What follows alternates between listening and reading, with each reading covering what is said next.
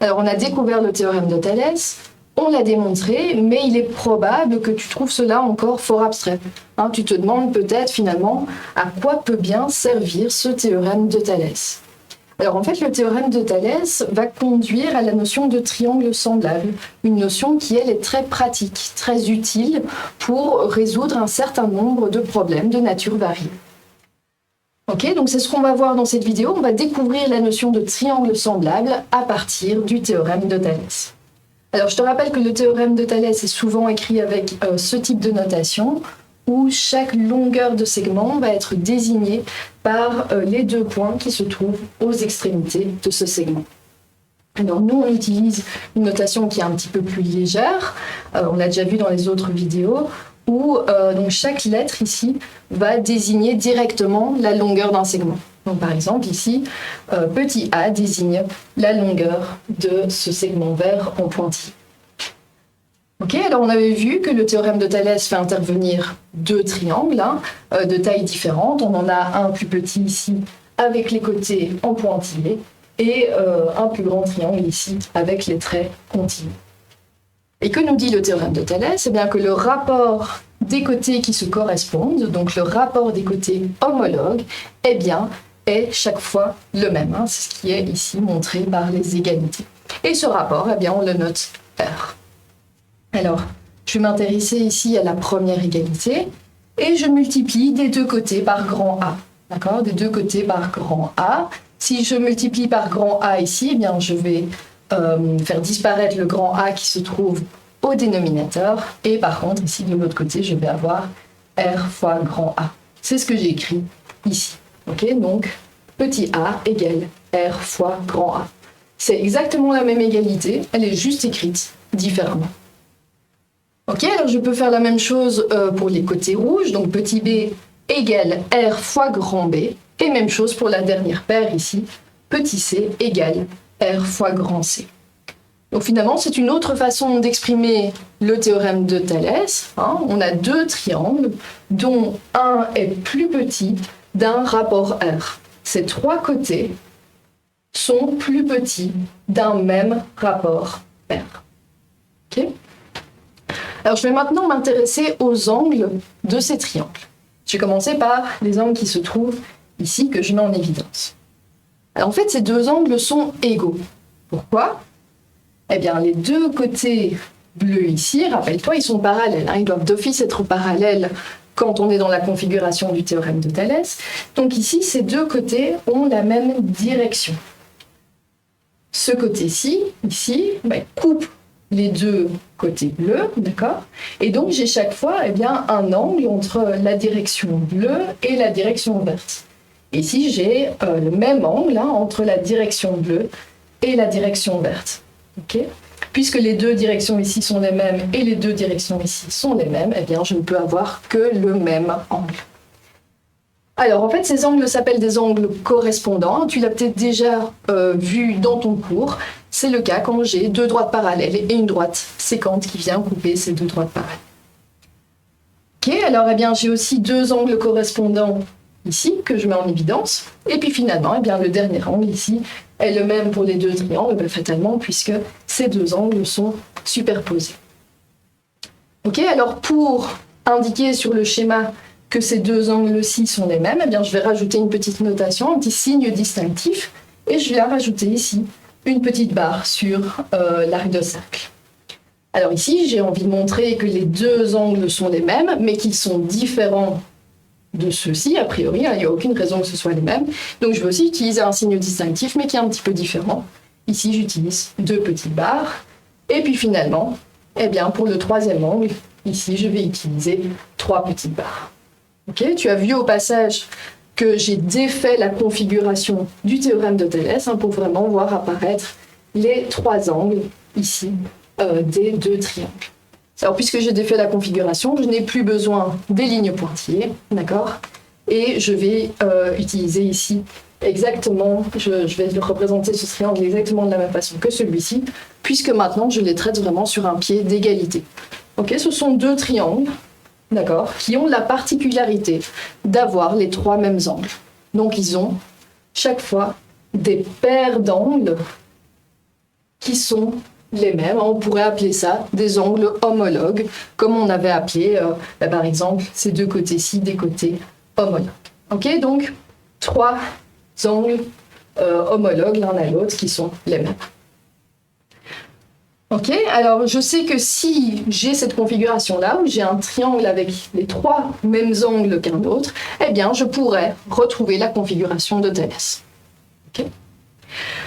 Alors, à quoi ça va servir? Eh bien, quand je serai dans un problème de géométrie, par exemple, dès que je vois un triangle qui a les 3 mêmes angles qu'un autre, hein, c'est le cas ici, même si le triangle est tourné, j'ai le même angle ici, le même angle ici et le 3e qui est là. Donc dès que je vois un triangle qui a les 3 mêmes angles qu'un autre, eh bien je sais que je pourrais le remettre de manière à retrouver la configuration de Thalès. Et si j'ai la configuration de Thalès, eh bien ça veut dire que le théorème de Thalès est appliqué. Attention, hein, pour retrouver bien la configuration de Thalès, il faut bien vérifier que les côtés ici sont parallèles, hein, sinon on n'est pas dans la configuration du théorème de Thalès, souviens-toi, c'est important. Ok, donc dans ce cas-ci, eh bien, je pourrais utiliser ceci entre les 2 triangles, et même chose, je pourrais utiliser cette relation-ci entre les 2 triangles. Quand c'est le cas, eh bien, je peux dire que les triangles sont semblables. Okay, donc le triangle noir ici est semblable au grand triangle. On avait vu ici hein, qu'on pouvait aussi obtenir la configuration de Thalès, donc celui-ci est semblable à celui-ci, et donc fatalement, eh bien, en fait, le noir est semblable à celui du dessous. On a ici 3 triangles qu'on appelle semblables.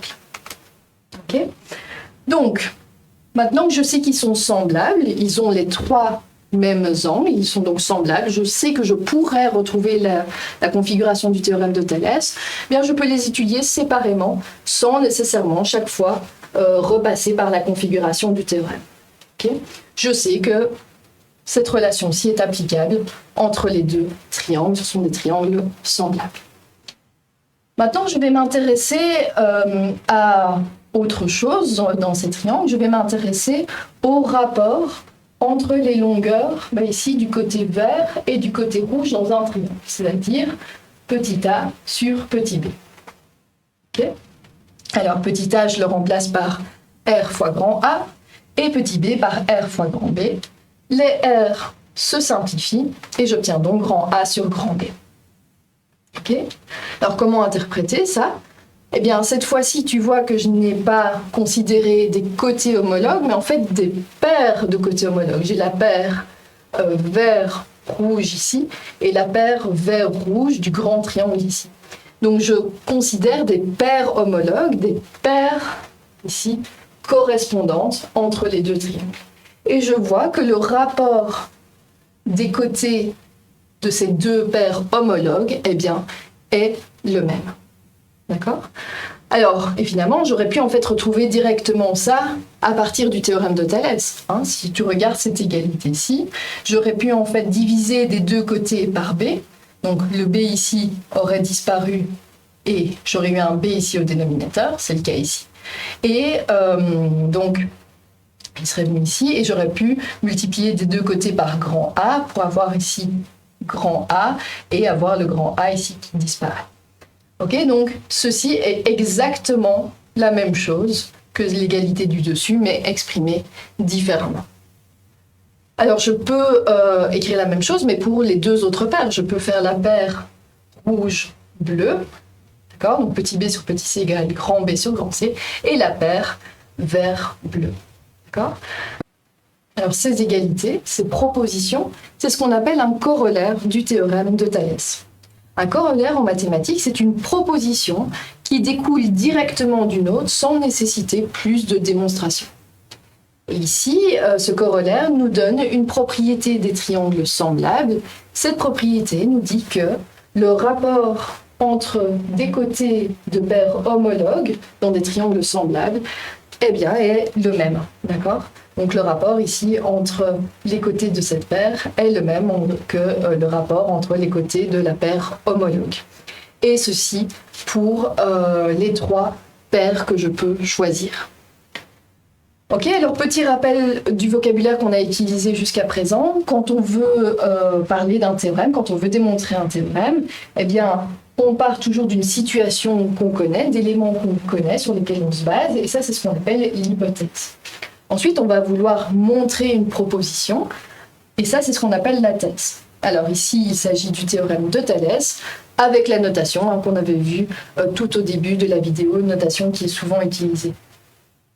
Pour démontrer la thèse, on réalise une démonstration, c'est ce qu'on avait fait dans une autre vidéo. Et puis une fois qu'on a démontré la thèse, eh bien, on peut souvent déduire d'autres propositions directement, sans plus de démonstration, et ça c'est ce qu'on appelle un corollaire. Ok, donc tout ceci nous a mené à la notion de triangle semblable. Et maintenant, cette notion de triangle semblable va nous permettre de comprendre pourquoi le théorème porte le nom de Thalès de Milet. Jusqu'à présent, on a parlé d'Euclide qui a démontré le théorème dans ses écrits, mais on n'a pas encore parlé de Thalès. Donc pourquoi est-ce que le théorème porte son nom? En fait, ce sont des mathématiciens plus modernes qui ont décidé de donner un nom à ce théorème pour souligner son importance. Donc c'était un moyen pédagogique de souligner son importance. Et pourquoi est-ce qu'ils ont choisi Thalès? Eh bien, en raison d'une légende qui dit que Thalès aurait réussi à déterminer la hauteur de la pyramide de Khéops grâce aux propriétés des triangles semblables, et ceci en se basant sur l'ombre de la pyramide. Alors on va schématiser la situation. Donc, on se trouve ici à ras du sol, on voit la pyramide de profil et on voit les rayons ici du soleil. Le soleil est assez bas, l'inclinaison est assez faible ici. Alors, évidemment, dans cette zone-ci, il n'y a pas de rayons du soleil puisque les rayons sont bloqués par la pyramide. Donc ici, on a l'ombre de la pyramide qui est représentée par le trait noir. Ok, alors, donc on veut déterminer la hauteur h de la pyramide. Thalès veut déterminer la hauteur h de la pyramide. Et pour cela, eh bien, il va utiliser un piquet qu'il va planté dans le sol à proximité de la pyramide. Et il va aussi se baser sur l'ombre de ce piquet. Alors on va le représenter ici. Donc le piquet est planté, il a une certaine hauteur petit h qu'on peut mesurer puisque le piquet n'est pas très très haut. Et puisqu'il bloque les rayons du soleil ici, eh bien on a aussi une ombre. Alors qu'est-ce que voit Thalès? Eh bien il voit deux triangles, un premier ici et un deuxième ici. Et il constate eh bien, que ces deux triangles partagent des choses. Ils partagent des angles. En effet, ici, l'angle qui se trouve là est le même que celui-ci. Pourquoi? Parce qu'il s'agit de l'angle entre l'horizontale et le rayon du soleil, qui est évidemment le même angle qu'ici, sous l'hypothèse que le sol est bien horizontal, mais c'est le cas dans le désert égyptien, pas de problème. Okay.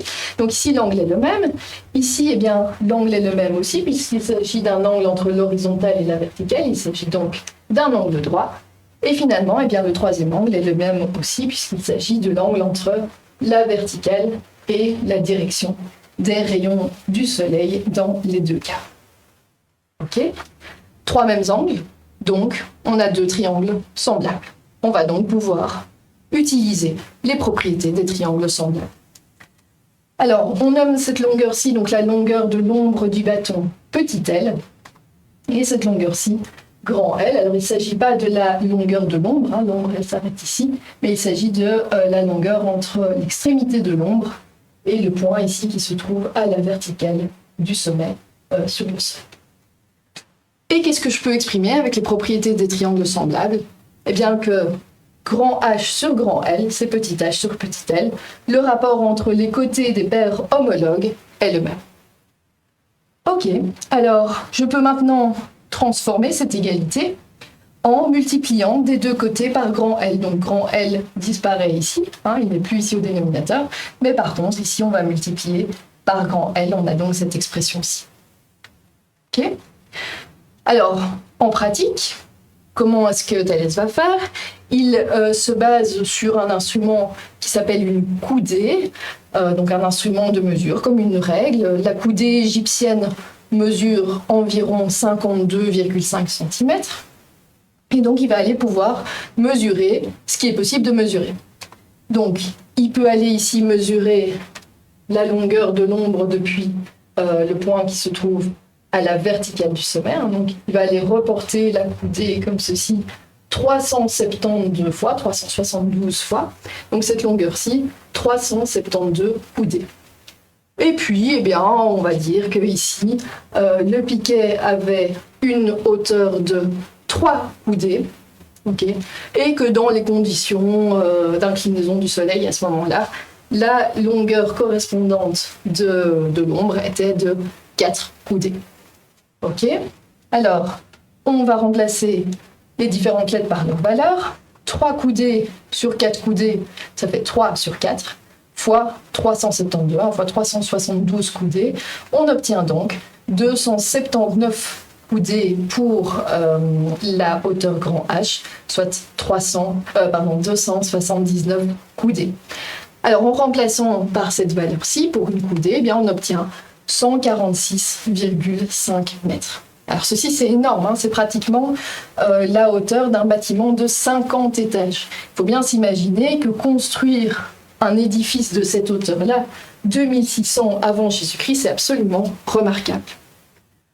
Ok, alors ici, on a utilisé les propriétés des triangles semblables.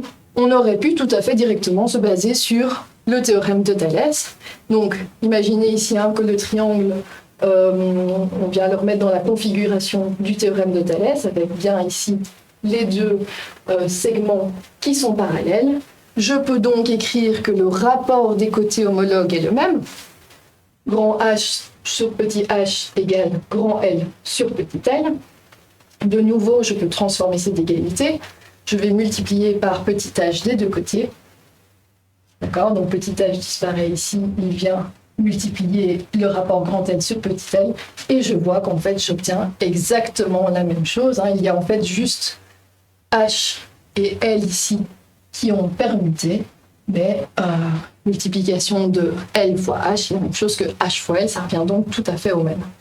Donc là, il faut bien se rendre compte qu'en fait, ceci, donc utiliser cette forme-ci, la propriété des triangles semblables, c'est exactement la même chose qu'utiliser le théorème de Thalès, en tout cas sous sa forme partielle ici.